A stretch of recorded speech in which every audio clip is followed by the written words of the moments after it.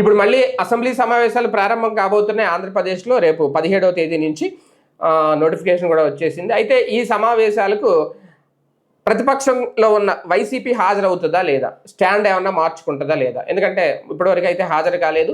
ఒక పక్క హాజరు కాకుండా జీతాలు తీసుకుంటున్నారు, ఏంటి అది ఎలా సాధ్యం అవుతుంది ఏంటి అనేది విమర్శలు కూడా ఎదుర్కొంటున్నారు. నేరుగా స్పీకర్ అయ్యన పాత్రుడు కూడా మనం మాట్లాడడం జరిగింది. ఓకే, జగన్మోహన్ రెడ్డి గారు అయితే జీతం తీసుకోవట్లేదు, కానీ ఎందుకంటే ఆయన ₹1 జీతానికి అప్పటి నుంచి పనిచేస్తున్నారు. ఓకే, మిగిలిన ఎమ్మెల్యేలు తీసుకుంటున్నారు, మిగిలిన 10 మంది ఎమ్మెల్యేలు. అలాగని వాళ్ళు ఎవరు హాజరు కావట్లేదు, కానీ వాళ్ళు ఒక్కొక్కసారి ముందు రోజు వచ్చి సంతకాలు పెట్టేసి వెళ్ళిపోతున్నారు, బాయ్కాట్ చేసేసి. ఇంకా అందులో అయితే కంటిన్యూ అవ్వట్లేదు. ఇది అందరికీ తెలిసిన విషయం. అలాగని చెప్పి ఇప్పుడు ఏమన్నా స్టాండ్ మార్చుకుందా వైసీపీ? రేపు వర్షాకాల సమావేశాల్లో, అసెంబ్లీ సమావేశాల్లో పాల్గొంటుందా 17వ తేదీన అంటే వాళ్ళ స్టాండ్ అలాగే ఉంది.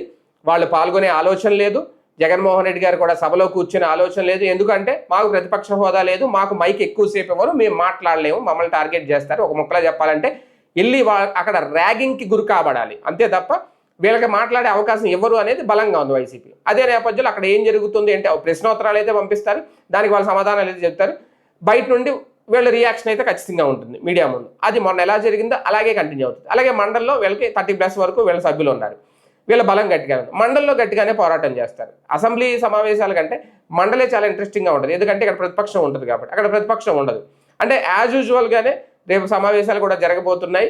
ఎట్టి పరిస్థితుల్లో వైసీపీ స్టాండ్ అయితే మార్చుకోలేదు, మార్చుకునేలా కూడా కనిపించట్లేదు.